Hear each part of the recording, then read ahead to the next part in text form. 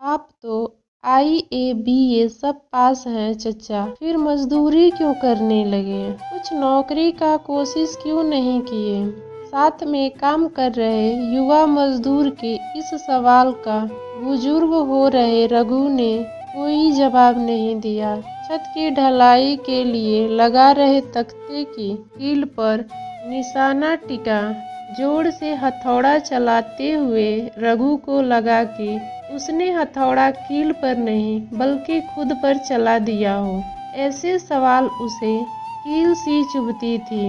BA पास होने का अहम उसके अंदर अपनी युवा अवस्था में आ गया था। पढ़ लिख लेने के बाद तो वह लोगों को कुछ समझता ही नहीं था। इस अहम में उसने अपने माँ बाप को कभी यह नहीं कहा कि पढ़ लिख कर जब कभी अगर उसे कोई नौकरी मिले तो वह उन्हें कभी मजदूरी नहीं करने देगा, बल्कि उल्टे उनके मजदूरी करने पर हमेशा उन्हें कोसता कि वह भूखे मर जाएगा पर जीवन में कभी मजदूरी नहीं करेगा। शिक्षित होने की अहम में उसने कोई हुनर भी नहीं सीखा। शादी हो गई, बच्चे हो गए, फिर तो जीवन जीने के लिए कुछ ना कुछ करना ही था।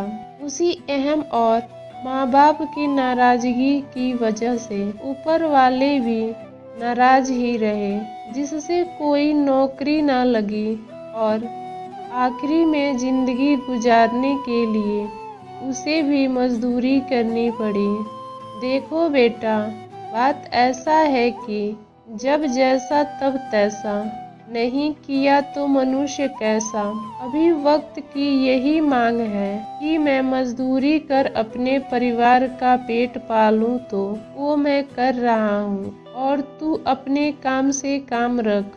रघु अभी भी अपने पढ़े लिखे होने का सबूत ग्रामीण दार्शनिक बातों से दिया।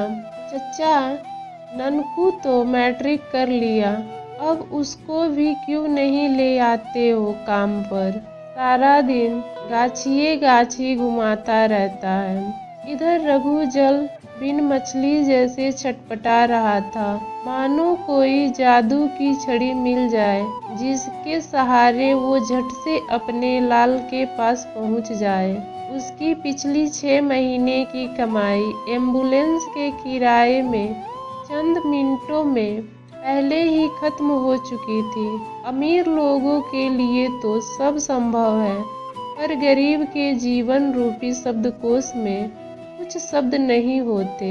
संभव शब्द उसी में से एक है। मीलों दूर इस परदेश में अपने गांव समय पर पहुंचना रघु के लिए कहाँ संभव था।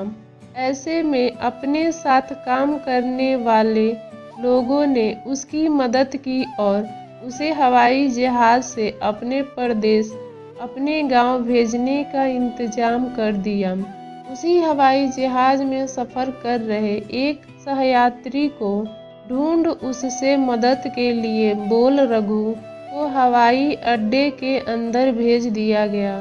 जीवन से पहली बार रघु का पढ़ा लिखा होना उसके काम आया। हवाई जहाज के 2 घंटे के सफर में आसमान की ऊंचाइयों के बीच रघु को अपने जीवन की सारी गलतियां घड़ी की सुई की तरह घूम गई।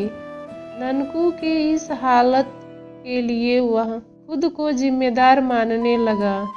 विद्यार्थी जीवन के कुछ भूले बिसरे सपने भी याद आने लगे, जिसमें से हवाई जहाज पर चढ़ना भी उन सपनों में से एक था। हवाई जहाज की तेज आवाज के बीच वह खुशी और गम में फर्क नहीं कर पा रहा था। ऐसा लग रहा था कि सारे फर्क मिट गए हों।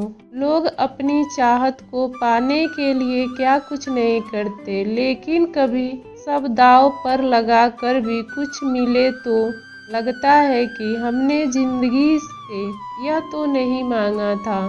रघु ननकू के मृत शरीर आने से पहले ही गांव पहुंच गया।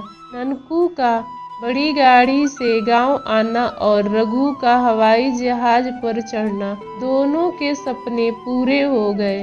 पर इस कीमत पर पूरे होंगे ऐसा उन्होंने कभी नहीं सोचा था।